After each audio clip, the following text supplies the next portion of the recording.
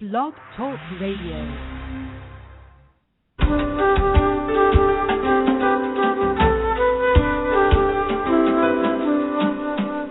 From somewhere in the marshy glades of the Chesapeake Bay, in the land of pleasant living, this is the Real-Time Music Network's radio blog, brought to you each and every weeknight at 8 p.m. here on blogtalkradio.com.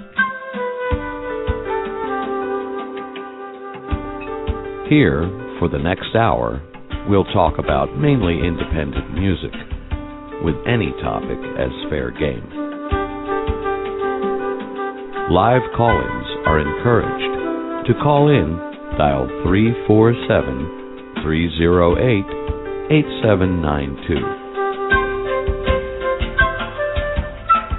I'm your host, Lee Townsend. Welcome.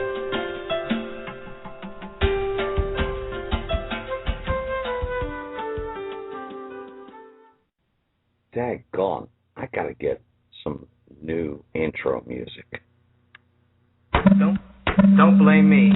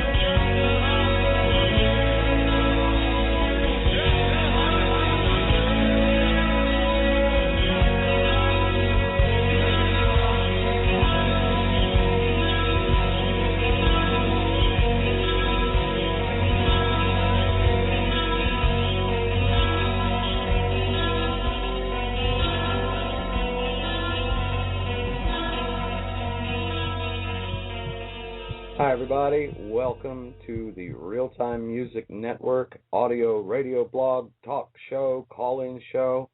Welcome. Tonight's show features guitarist Bobby Hurt. We just heard a couple of tracks from Bobby. He's currently a member of Crack the Sky, an extremely popular and prolific regional prog rock group, which has recently released, something like its 27th CD, something like that. I'll confirm when we bring Bobby on the actual number. And he's also played with many of the popular regional groups, such as the Original Ravens, Climbadonkey, and in more recent years, the Delta Dogs and EW Dog and the Skirts, and a few others as well.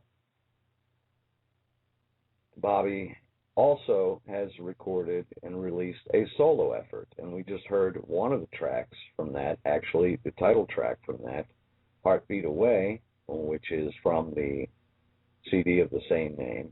And that whole CD's got some pretty diverse and unique tunes. We're going to be playing some of them and some other music tonight. First tune you heard was Climbadonkey from way back when. That was Bobby's song "Don't Blame Me," and all this, we're going to take a look at Bobby. We're happy to have him as our special focus guest tonight. He has a very unique style of playing, both in playing and in songwriting. So we're going to bring him on board. If you want to call in and talk to Bobby, 347-308-8792 is the number. Bob, welcome.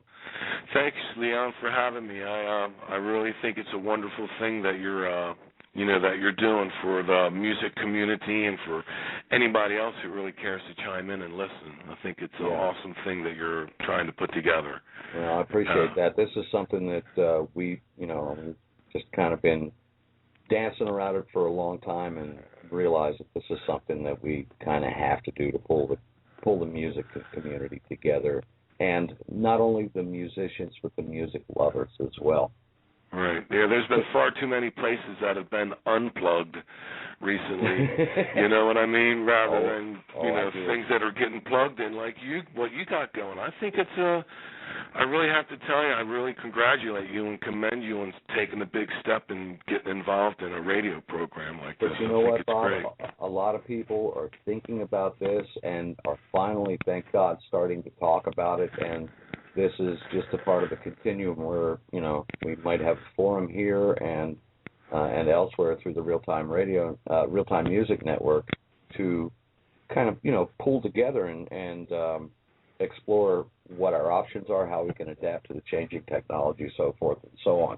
But enough about that. Let's talk about Bobby Hurd. Bob, we heard a song from way back when, our newly released but really old recording from 35 plus years ago, the Climbadonkey group.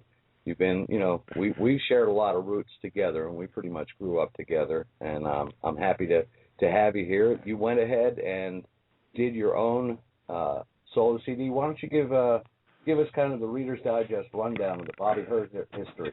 Yeah, okay. Well, of course, you and I started out together with Keith Brewer and Doug Robinson, and we were probably still going to school, I think, or at least we were supposed to be going to school, and when we started making music together, so that was we were so lucky. I mean, really, but at that time there was so many venues and places to vent our music and stuff, like teen centers, and I mean, there was just so many different places to play, and you couldn't help but get inspired by the other guys that were out there doing the exact same thing that you were trying to do or wanted to do, which was, go out and play and make music. And Baltimore has been such an incredible wealth of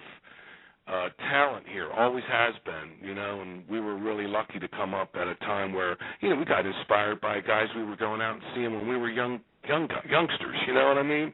Yeah. Just really lucky that, at that time there was so many venues, places to play, and, although I think the first nightclub I ever played in was called Kale's. It used to be Andre's, but it was called Kale's, and I think I was like 16 or 17. And drew a mustache on your face, right? Yeah, we weren't supposed to be there, Hey, Bob, we've got a caller already. Yeah. Cool. So let's jump out here and see what's on folks' minds. Awesome. Hello, caller, you there? turn your radio down, please. Hey, mister, turn the radio down. Hey, Lee, what's up? The number you have reached, 911, has been changed to a non-published number. I guess we lost them all. No. To an emergency. Oh, my gosh. Who's there? Who's Lee. on the line? Yeah. Hey, this is Matt. Matt, how you doing, Anthony. brother? Good. How are you doing? Matt is our ambassador from St. Mary's County. There's a college down there. He is at the radio station. Bob, I believe you know Matt, don't you? Yeah, hi, Matt. How are you doing? Pretty good. How are you? Yeah, good. Thanks for chiming in. Appreciate that. Yeah, I think it's really neat what you guys are doing, and it's as somebody who does radio stuff myself, I think it's cool every time there's opportunities like that. But Matt, but before you get into your question, I just want to comment on that. You know, Bobby and I were talking prior to the show, and you know all about live radio, and just commented to Bob that I guess the live radio format will keep you young. It keeps you young. It keeps you on your toes. It keeps you young, but it also makes you really old at the same time. And so then I guess the upshot of it is you end up being the same age. So go on with your question. That's funny. That's good. Well, Bobby, I wanted to ask you if you remember a song that is probably one of my favorites that you've written called "Look Out." Well, I sure do. It was a Ravens song. When I was in the Ravens, we did that, and we actually re-recorded it as No Heroes also. But I haven't thought about that one for a long time. Hey, Leon, there's another one we can maybe knock the dust off of one of these days. I really enjoyed that song. In fact, Matt was kind enough to provide me with a copy of that, and I was like, wow, yeah, that was cool. Is it a Ravens? Is it the Ravens though, or was it No Heroes that you have, Matt? The one I have is the Ravens, and it was a recording that my father and some of his friends made at Pecora's in Harford County. Oh boy! I guess as far as we can figure, it must have been 81, something like that. Yeah, I think it was 1880. Yeah, yeah, because I think I was in Crack the Sky towards the end of 80, I believe. So I'm not sure if it was 81 or not, but it could be. I tell you honestly, those like Lee was saying about how many albums Crack the Sky has out now, and I really don't know. It's so many of them. It's a whole mess of them. I know. I think I've played on like 12 or 14, something like that. So there's a lot of material out there from that particular band. But hey man, I hope we get a chance to come down there and play for where you're at, before too long. It would be wonderful. I remember going down there before, and great music appreciation in that area. Yeah, I think, Lee, you played down there recently with the Ravens guitars, right? Yep, that was a blast, and the folks really do come out and support it. I mean, we sing and chime in about all the gloom and doom and what bad shape the music industry is in. It's rough out there. It's tough out there, folks, but it's not. There are some good nights in certain little pockets, certain little areas where people really do rally. Matt, I think that you've been really instrumental in that in a lot of ways of supporting independent music and independent musicians. Well, I think back in our day they used to call it alternative music or something like that, but that's turned into something else entirely. I don't even know what it's called. And who knows what it takes to try to get added on to the playlist of any of the not even going as far as the Clear Channel stations, but just even independently owned larger FM stations. I tell you, it is very, very. I don't know. I'm not sure what the key is to get in there. I'm really not sure that it's necessarily a quality of music that takes to get onto some of these playlists. don't know, it's just a really difficult thing. And that's the other thing that a lot of bands, and, you know, it's a shame, too, because radio stations, like back in the day when, that song Don't Blame Me, that was on a compilation record from a radio station. And it seemed like, you know, people got behind the local guys out there that were out there, you know, trying to play 5-6 nights a week, trying to make some noise and make a I wouldn't call it a living. I think, remember, Lee, we would barely get our rent paid and a meal, but we did it for the love of just being able to play. And exactly. That had so much to do with how you know, that inspired us along the way, because it was extremely inspiring to create. I mean, Lee and I lived in a band house together with Climbadonkey. We called it the Donkey Hilton, and it was, if those walls could talk, I tell you, it was a fantastic environment. And then when we went from Climbadonkey to the Ravens, we had a band house also. So it was. We were in it for the long run, and the really wonderful thing is that I think all of us are still involved in the music industry somehow, which says something to us about you know, what it meant to us. I think it's pretty amazing, really. Absolutely. So yeah, but really appreciate what you've done for us, Matt, down there. I know that you've been spinning some of the stuff off the Climbadonkey album. I think it's wonderful, and definitely appreciate you helping out that way too. Yeah, well, you know, I appreciate you guys being willing to work with us too, because in some ways it's just as hard for a small radio station, which is certainly what we have down at St. Mary's. I mean, very small. We're an internet radio only at this point, although, you know, hopefully in the future maybe that'll change. But so sometimes it's just as hard for us because we're competing with stations that just have way more resources than we do. So we appreciate it too. Yeah. Awesome. Yeah, it's the passion that drives it. It really is. And I too chime in with Bobby there, Matt, and extend our, you know, my thanks, my personal thanks for everything you've done to support us throughout the years. And this is what it's going to take, folks, is us kind of gathering together and joining together as a musical community and a music lovers community. Matt, I don't know if you're a musician, but you're definitely a music lover. And, you know, we're all in this together. That's all I can say about that. Matt, Thank you so much for your call. I appreciate the call. Thanks for calling in, Matt. I hope to see you soon. Yeah, I hope so too. Okay, you take care. Okay, right. You take care as well. All right, see you, buddy. Bye-bye. That's cool. Matt's that's great. Yeah, I sure do remember him. He's you know, and what the other thing is great is that, you know, he's one of these guys that's out there trying to help the local musicians that are out there. So that's right. Now, Bob, you did your own CD. You gathered together and wrote a bunch of material for the CD, the Heartbeat Away CD, and we played it as a second track at the top of the show. We've got another song queued up about to do that.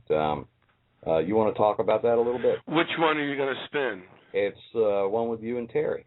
Oh, Pounding Down the Sweets. That's right on.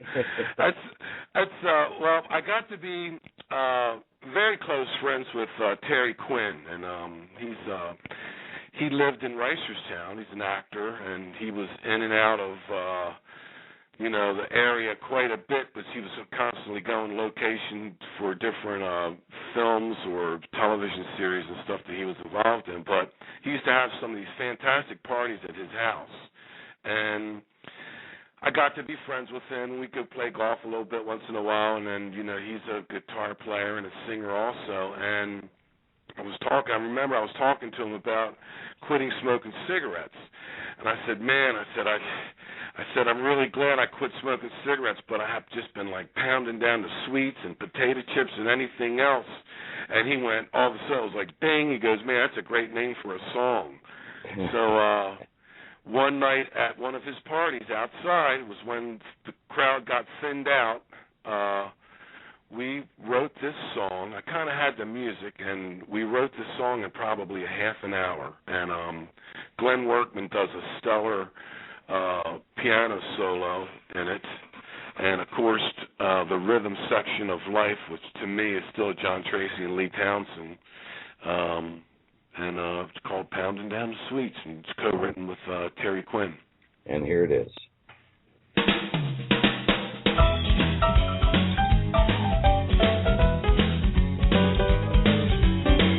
My girl, she must be made of sugar. Her kiss drops taste like honeydew. I don't need the sunshine, don't need no rain. She don't need to tell me to be true. Well, her hair smells just like cherry soda, and her skin's as soft as summer rain. She calls me honey, with a voice that's rich as money. For her sweetness drives a man insane. There's no science to explain how she got that way. No sugar pill can contain my baby's DNA. Well, I spend those candy apple mornings all wrapped up in my baby's arms. The tan lines are missing where I go kissing. Still taste the sweetness of her charms. We got crazy on one of those lazy days. The time last week, telephone rang, the doorbell dinging, but we didn't miss a beat. Pounding down the sweet, pounding down the sweet. My baby knocks me off my feet when I'm pounding down the sweet.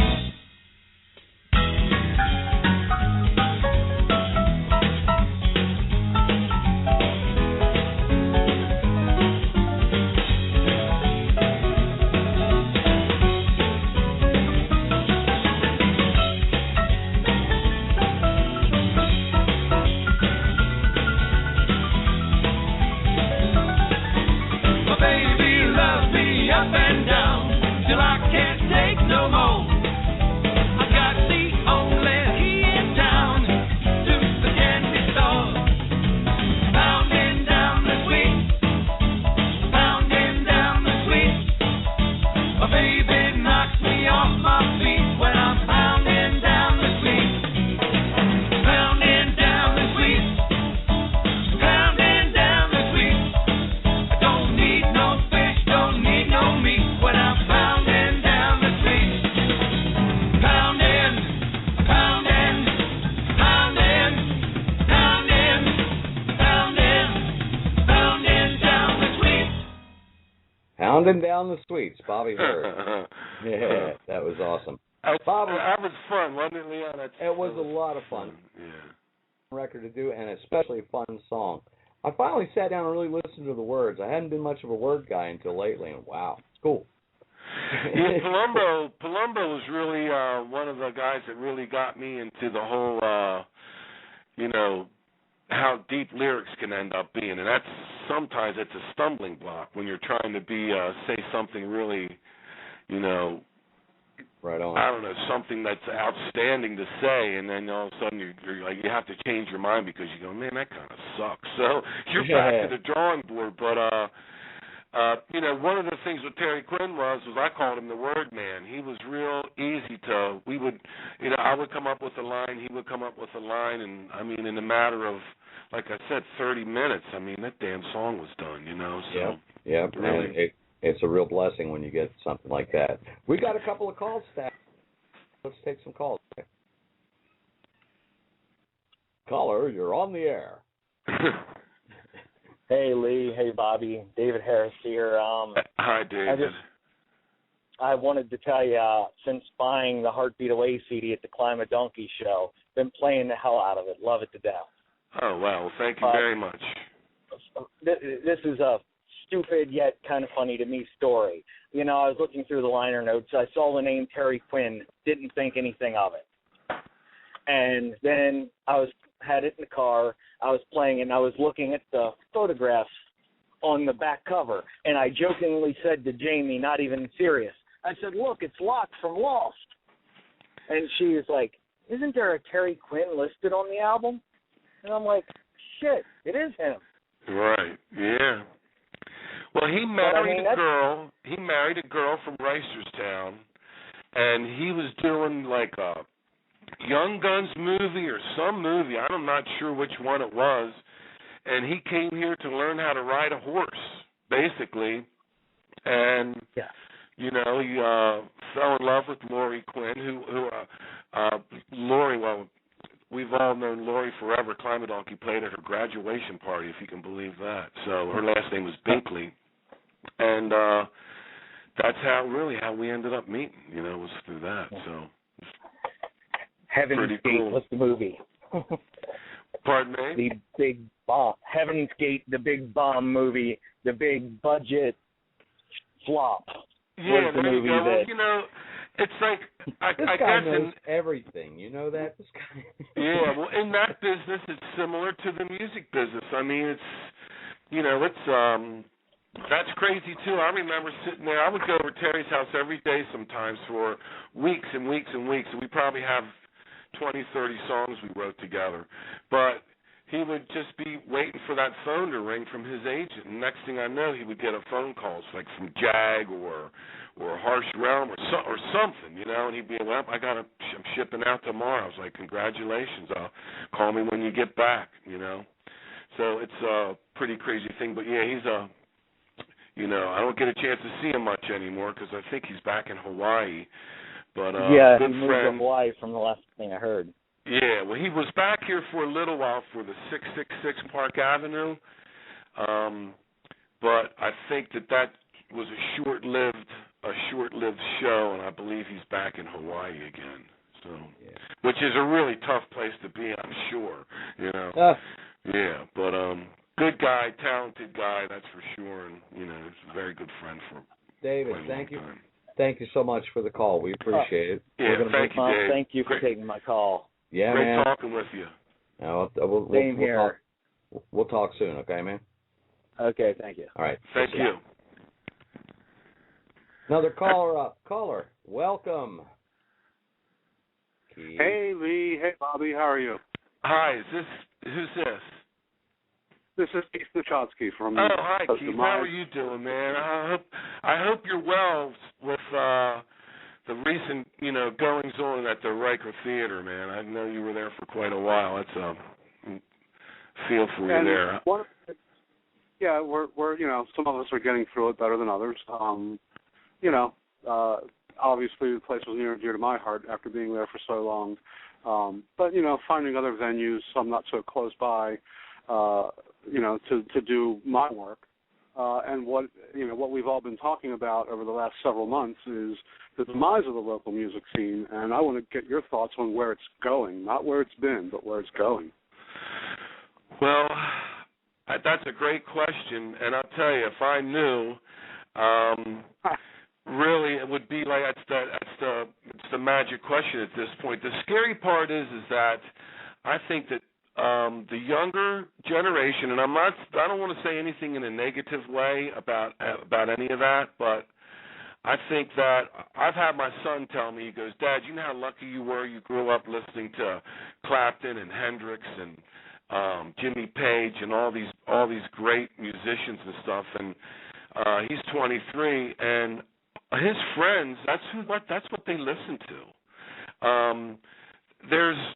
I'm not sure how much inspiring music that there is out there. I mean, I think that when Leon and I were first starting to play in nightclubs, we were like the anti-disco band, but we almost got pushed out of the scene entirely too because we weren't the flavor of the month or whatever. I mean, it was a dance scene, and now, you know, we couldn't wait when we bought an album. Couldn't wait to drop that needle down on it and listen to the entire record, not go online and buy one song.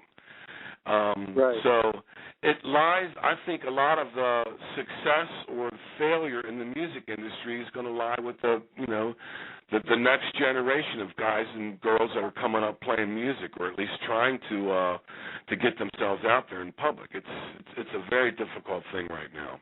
And Keith, too, I don't know if Bev has contacted you yet, but we do want to bring you on for an episode for mainly to address just this issue that you just raised now, but to talk about your experiences as a live sound engineer, and with probably by now thousands of acts that you've worked with over your tenure there at the Wrecker, and really and about the closing of the Wrecker and what it represents really to the community. And really, I got to tell you that we had, for the Real Time Music Network, we had planned on doing this type of forum, but it really wasn't a part of the plan until June, and then just something clicked after. We've known for a while that the Wrecker was going to be closing down, but when it actually happened, when that lone microphone appeared, that picture appeared, clicked something in me where I was like, damn it, somebody's got to do something here. And we started, and like I mentioned earlier, we're all starting to speak what's been on our minds for a long time now, and I think it's really important. That's what this forum is really about, and what it's for is to pull the musical community together to support independent music, support original music, and even support working musicians, Right, and I think part of the issue there is exactly what Bobby touched on, that it's up to the younger generation. Us musicians, we go support each other. We go out and see each other's bands when we're off. Right. We can't go out on a Friday night. If we're working on a Friday night, we can't go see other people. But the kids seem to gravitate towards, that something jump or whatever you want to call it. And, how do we resell the younger generation on, live music versus something else is really the question.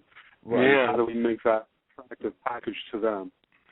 Well, it's not like, and Bobby and I were talking earlier, it's not that, the days of a 1,200 seat venue in every one of the cardinal points of the compass around a marketplace where it's packed 7 nights a week, 1,200 seat places that are packed every night of the week. They're gone, and it's something that's probably not coming back. So we have to, as a community, figure out a way to adapt that is going to draw the new blood in and get them to appreciate it. The best way to get them to appreciate it is to present it to them and give them a forum and a way to present it to them. There again, that's what we're trying to do. We're trying to promote. And even the size of the venue, is really, to me, that wasn't the most important thing. Sometimes those places were kind of, were like the least fun to play because you're so far away. Like, I just been recently lucky enough to play with Leon, with Tony Denikis, who's a really talented singer-songwriter, and Ricky Lisa Miller, and we just played at the Cat's Eye on Saturday, and it's a little tiny place. People come in there, and they come in there for the music, and those places have kind of disappeared. There used to be a ton of them in Baltimore. No Fish Today, the Marble Bar, EJ Bugs, all those places in Fells Point, Max's, they all had live bands. Well, look at Hammerjacks. Look what Hammerjacks started as, and then Hammerjacks is a little tiny bar on Charles Street in the beginning, and so it's I'm really hoping that it's just a change of environment, and it's going to be a short span of this dance club type thing that seems to be what's bringing people around. And maybe we're just waiting for the next really inspiring artist to come out and make some music that's really speaking to people.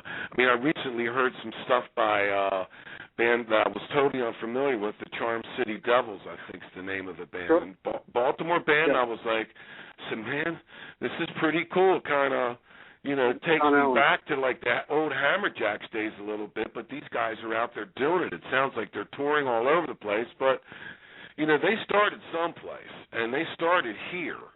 And Baltimore, like I said earlier on, always has been a wealth of just talent. I mean, from singer-songwriter guys to guys that the only thing they ever wanted to do was play guitar, bass, or drums. They never wanted to sing.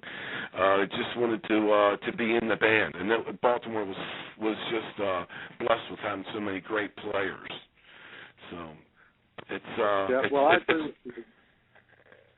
I agree with you there. There are a ton of great players in Baltimore, and always have been. I go way back. I mean, I can remember mixing opening bands for No Heroes at Patrick's up in wow. wherever the heck, up in Cockeysville, Yeah. And that goes back, with Fred Tarr vibrating all the pots and pans off the themselves. I think we got asked to leave there a couple of times because of that, man. Yeah, probably.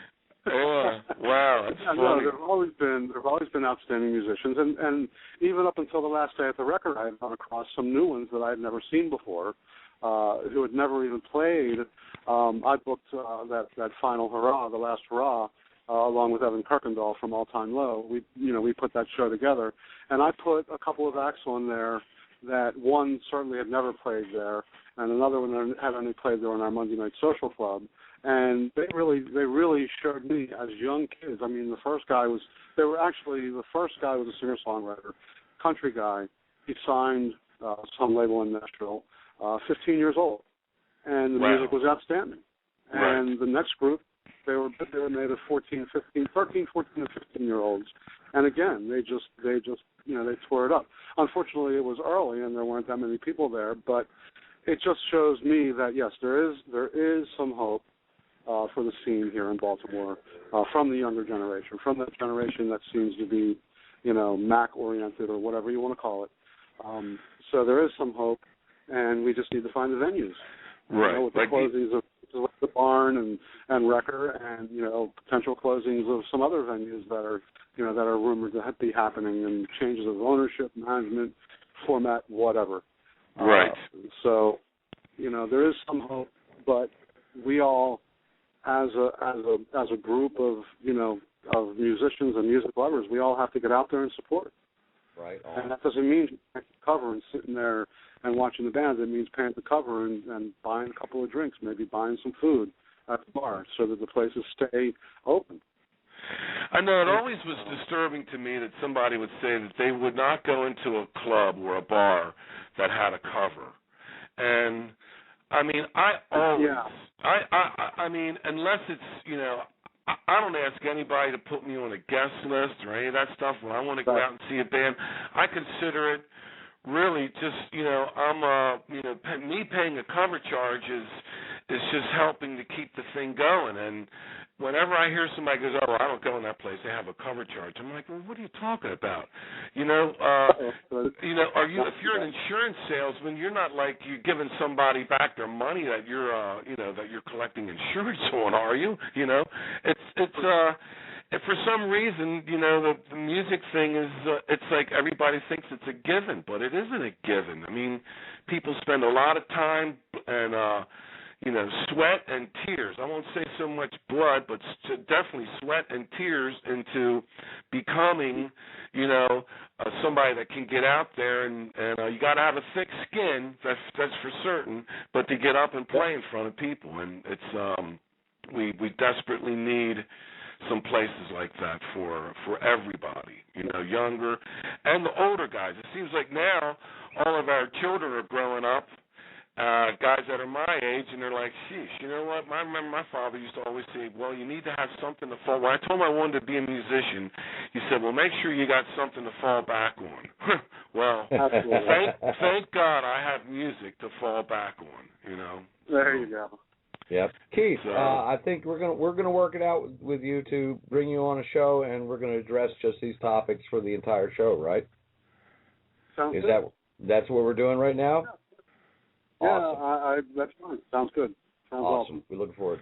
Keith, All right, thank you so Keith. much for your call. We're going to listen to a little bit more music here, and then piss and moan about the music business a little bit more. Hey, Keith, nice talking with you. Thanks for calling in. Nice talking to you.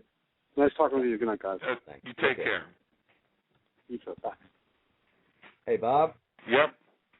Crack the Sky. Okay. We haven't talked about them too much. We've got a I tune heard of on those queued guys. up. You haven't heard of those guys. And I heard a tune off their new CD, the latest release, Ostrich. And I heard a voice in there singing, and I said, I know that voice. I heard that voice somewhere. Can we go ahead and play that tune? That's funny. Absolutely. It's off Ostrich. Yep. Happy, happy, happy. Here we go. Yeah. Happy, happy.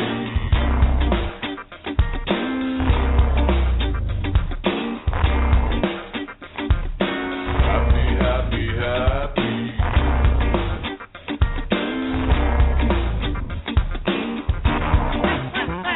I'm so happy, I can't stand it anymore.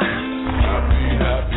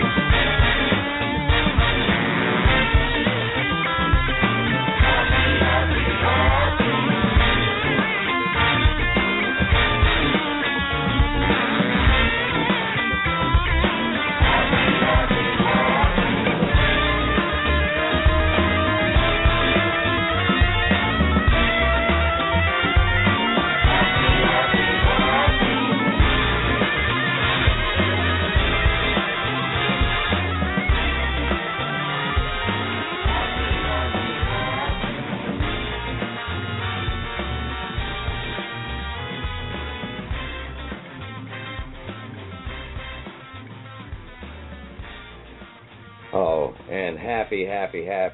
This song just makes me happy. That's smoking guitar solo in there, Bob. Smoking. Thanks, man. Leon, that's that old 59.NEC 335 that my back in Steamboat Willie days. I think that guitar, I got that guitar in Steamboat Willie days. I still have that. Well, and it survived the new Crack the Sky record very well, and it did a lot of justice, too. Crack's got some upcoming events you want to make a mention about? Yeah, that would be great. We're playing at the Ram's Head Live set this Saturday, the 13th. It's a great venue. We always have a great time playing there. The Crack Pack Horns really kind of, step up the show a little bit. Those guys are always so much fun to have on to the shows with us, and hopefully we'll see some people, some folks out there. It would be wonderful, wonderful for you guys to be there, and and also you can go onto if you have a hard time if you're interested in buying the new Crack the Sky album, it's on the crackthesky.com website, and same thing with the My Heartbeat Away CD. You can find it on there too. They got them at a couple places, but that's probably the safest and best place to get it. And we're going to try to get some copies so we can offer them on the rt-music.net website as well. Absolutely, I'll definitely hook you up with that. Deal. No doubt about that. Bob, we're running a little bit short on time. Before we go, folks, I want to let you know that even though we will go off the air, it's an automated station, we go off the air right straight up at 9 p.m. Eastern, but usually as it is, we get to yakking and playing music and so forth and so on. We're going to continue the show with some, the after-show chat, we call it. It's still just a continuation of the show that you'll be able to pick up on listening to the archived episode of this show. This is episode number 3, Bobby Hurd. This is the Real-Time Music Network audio blog. We do have another call on hold, but I did want to get to a tune that we're not going to get all of it in there, unfortunately, but there's an important bit of work that's being done by the Baltimore bands of the 70s, 80s, and 90s Facebook page, and we're going to have some representatives on tomorrow night's show about that. They are putting a compilation CD together, and the benefits for that are going to the American Cancer Society. I've made Bobby aware of this, and we've done a recording, a live recording of this EW Dog group that we had years ago. This was recorded at Club 66 Live. Bob, you want to give the lineup of the names that are involved in this track, and then we'll spin into it. And I thank everybody for tuning in tonight. Check out the archive show to hear the rest. Absolutely. Of course, Lee Townsend on bass, John Tracy drums, Jamie Loritz playing second guitar, Glenn Workman playing keyboards, and Barry Caldwell was doing the, I'm not even sure what that horn's called. I think it's a Lyricon or something like that. Vicki Childs on backup vocals, and Nita Slater on backup vocals. It was called EW Dog and the Skirts, featuring the Cold Sweat horns. And what's the name of the song? Is it Wonder Girl? That's funny, man. This is actually a Ravens song also. We did this in the Ravens, but